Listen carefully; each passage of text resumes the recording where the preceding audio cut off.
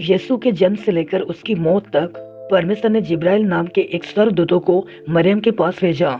जिब्राइल ने उसे बताया कि उसके एक बेटा होगा जो राजा बनकर हमेशा तक राज्य करेगा। ये बच्चा कोई और नहीं, यीशु मसीह था। उसका जन्म एक अस्तबल में हुआ जहां उसे देखने के लिए चरवाहे आए। कुछ समय बाद एक तारा देखकर पूर्व दिशा से कुछ और लोग भी उसे देखने आए। आखिर किसने उन लोगों को वो तारा दिखाया, और जब यीशु को मारने की कोशिश की गई तो उसे कैसे बचाया गया, इन सब बातों के बारे में आगे जानेंगे। फिर हम देखेंगे कि कैसे यीशु ने 12 साल की उम्र में मंदिर में टीचरों से बात की। उसके 18 साल बाद यीशु का बपतिस्मा हुआ। तब उसने राज्य का प्रचार काम और लोगों को सिखाने का काम शुरू किया। इसी काम के लिए परमेश्वर ने उसे धरती पर भेजा था। इस काम में उसका हाथ बटाने के लिए उसने 12 चेलों को चुना और उन्हें अपना प्रेरित बनाया। यीशु ने कई चमत्कार भी किए, जैसे उसने कुछ रोटी, मछलियाँ और थोड़ी सी रोटियों से हजारों लोगों को खाना खिलाया, बीमार लोगों को ठीक किया, यहाँ तक कि मरे हुए को भी जिंदा किया। इस सब के बाद हम जानेंगे कि यीशु के जीवन के आखिरी दिन उसके साथ क्या क्या हुआ और उसे कैसे मार डाला गया। यीशु ने करीब 3.5 साल तक प्रचार किया। एक स्वर्गदूत एक स्त्री के पास आया। उसका नाम मरियम था। वो इजरायली थी और नासरत शहर में रहती थी। वो बहुत अच्छी स्त्री थी और ये बात परमेश्वर भी जानता था। इसलिए उसने अपने एक स्वर्गदूत जिब्राइल को मरियम के पास कुछ बात बताने के लिए भेजा। पता है जिब्राइल ने मरियम को क्या बताया? जिब्राइल ने मरियम से कहा, धन्य हो तुम, परमेश्वर की आशीष तुम पर है, यहोवा तुम्हारे साथ है। ये सुनकर मरियम घबरा गई, क्योंकि उसने जिब्राइल को पहले कभी नहीं देखा था। और उसे समझ में नहीं आया कि स्वर्गदूत के कहने का मतलब क्या है। लेकिन जिब्राइल ने तुरंत उसका डर दूर किया। उसने कहा, मरियम डरो नहीं, यहोवा तुमसे बहुत खुश है, इसलिए वो तुम्हारे लिए एक अच्छा काम करने जा रहा है। जल्द ही तुम्हें एक बच्चा होगा, तुम उसका नाम यीशु रखना। जिब्राइल ने फिर समझाया, ये बच्चा बहुत ही महान होगा और परम प्रधान परमेश्वर का बेटा कहलाएगा। यहोवा उसे दाऊद की तरह राजा बनाएगा।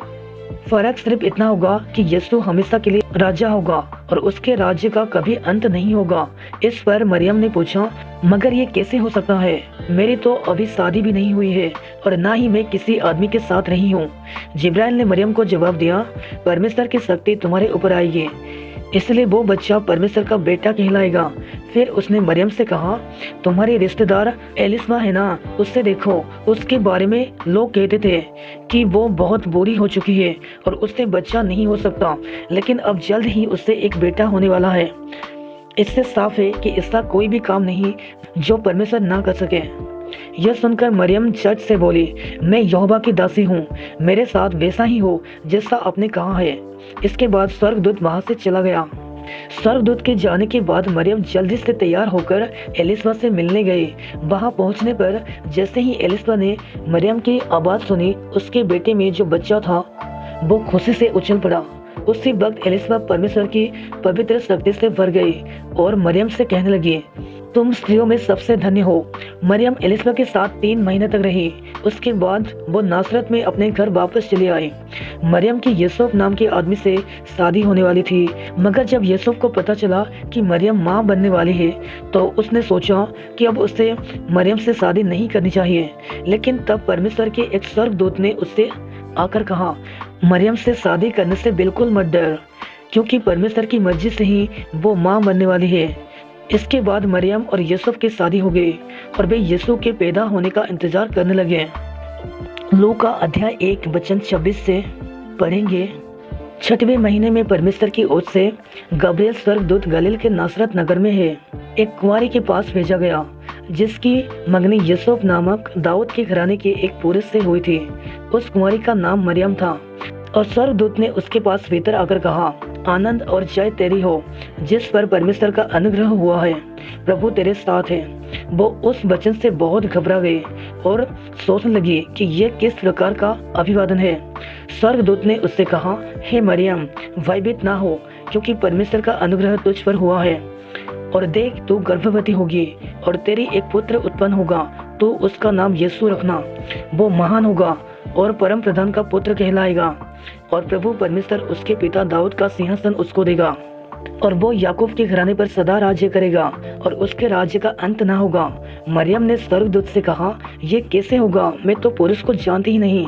स्वर्गदूत ने उसको उत्तर दिया, पवित्र आत्मा तुझ पर उतरेगा और परम प्रधान की सामर्थ तुझ पर छाया करेगी, इसलिए वो पवित्र जो उत्पन्न होने वाला है परमेश्वर का पुत्र कहलाएगा। और देख, और तेरी कुटुंबीय एलिशबा के भी बुढ़ापे में पुत्र होने वाला है। ये उसका जो बांझ कहलाती थी 6वां महीना है। परमेश्वर के लिए कुछ भी असंभव नहीं है। मरियम ने कहा, देख मैं प्रभु की दासी हूँ, तेरे वचन के अनुसार मेरे साथ ऐसा हो। तब स्वर्गदूत उसके पास से चला गया। यीशु अस्तबल में जन्मा। अस्तबल का मतलब है वो जगह जहाँ गधे और गाय जैसे जानवरों को बांधा जाता है। मरियम यीशु को चरनी में रखने जा रही है। चरनी उसे कहते हैं जिसमें जानवरों को चारा दिया जाता है। लेकिन मरियम और यीशु यहाँ अस्तबल में क्यों है? क्या उनके पास रहने की कोई जगह नहीं थी? ऐसी बात नहीं है। उनके यहाँ आने की वजह कुछ दूसरी है। दरअसल उस वक्त रोम के राजा कैसर अगस्तुस ने आदेश दिया कि सब लोगों को उस शहर में जाकर अपना नाम लिखवाना पड़ेगा जिस शहर में वे पैदा हुए थे। यूसुफ तो बेथलेहम में पैदा हुआ था, इसलिए वो मरियम के साथ यहाँ आया। लेकिन यहाँ पहुँचने पर उन्हें ठहरने के लिए कहीं जगह नहीं मिली, इसलिए उन्हें अस्तबल में ठहरना पड़ा। और उसी दिन मरियम ने यीशु को जन्म दिया। यीशु से मिलने चरवाहे बेथलेहम आते हैं। वे रात को मैदान में अपनी भेड़ों की रखवाली कर रहे थे कि अचानक उनके चारों तरफ बहुत उजाला हो गया।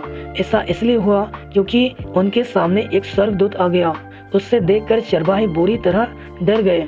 पर स्वर्गदूत ने उनसे कहा, डरो नहीं, मैं तुम्हें एक खुशखबरी देने के लिए आया हूँ। आज बेथलेहम में मसीहा पैदा हुआ है। वो लोगों को बचाएगा। तुम उसे कपड़े में लिपटा हुआ चरनी में पाओगे। और उसके बाद अचानक ही कई स्वर्गदूत आ गए और परमेश्वर की जय जयकार करने लगे। इसलिए वे चरवाहे जल्द ही यीशु को ढूंढने निकल पड़े और ढूंढते ढूंढते अस्तबल में पहुंचे। यीशु में ऐसी क्या खास बात है जिसकी वजह से वो सबसे अलग है? पता है वो असल में कौन है? याद कीजिए, इस किताब की पहली कहानी में हमने आपको परमेश्वर के पहले बेटे के बारे में बताया था। इस बेटे ने यहोवा के साथ मिलकर आकाश, धरती और बाकी सब चीजें बनाई थी। वही बेटा यीशु है। यहोवा ने स्वर्ग में रहने वाले अपने बेटे की जान को लेकर मरियम के अंदर डाल दिया था। उसी पल से वो धीरे धीरे बढ़ने लगा, ठीक जैसे एक बच्चा अपनी माँ के अंदर बढ़ता है।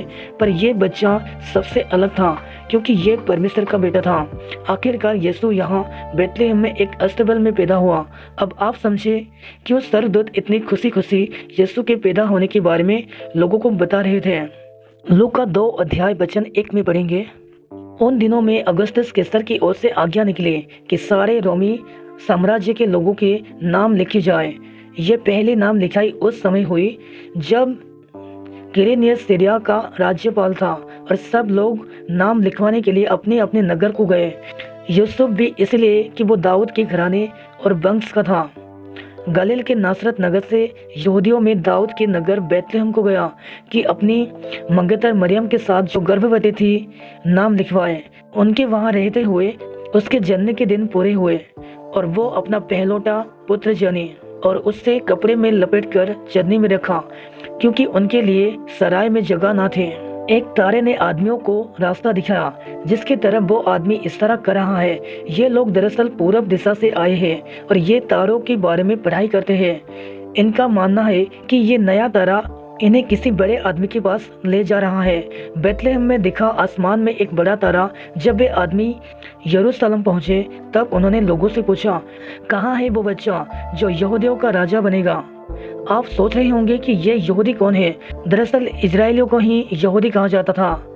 पूर्व दिशा से आए आदमियों ने फिर कहा, हमने उस बच्चे की तरफ इशारा करने वाला तारा तभी देख लिया था जब हम पूरब में थे और अब हम उस बच्चे की पूजा करने आए हैं। जब यरूशलेम के राजा हेरोदेस ने ये सुना तो उससे ये बात अच्छी नहीं लगी क्योंकि वो नहीं चाहता था कि कोई और उसकी जगह ले। इसलिए हेरोदेस ने प्रधान याजकों को बुलाया और उनसे पूछा, जिस राजा के बारे में वादा किया गया था वो कहाँ पैदा होगा? उन्होंने जवाब दिया, बाइबल कहती है कि वो बेथलेहम में पैदा होगा। इसलिए हेरोदेस ने पूरब से आए लोगों को बुलाया और उनसे कहा, जाओ और उस बच्चे को ढूंढ निकालो। जब वो तुम्हें मिल जाए तो मुझे बताना। मैं भी वहां जाकर उसकी पूजा करना चाहता हूँ, लेकिन ये सच नहीं था।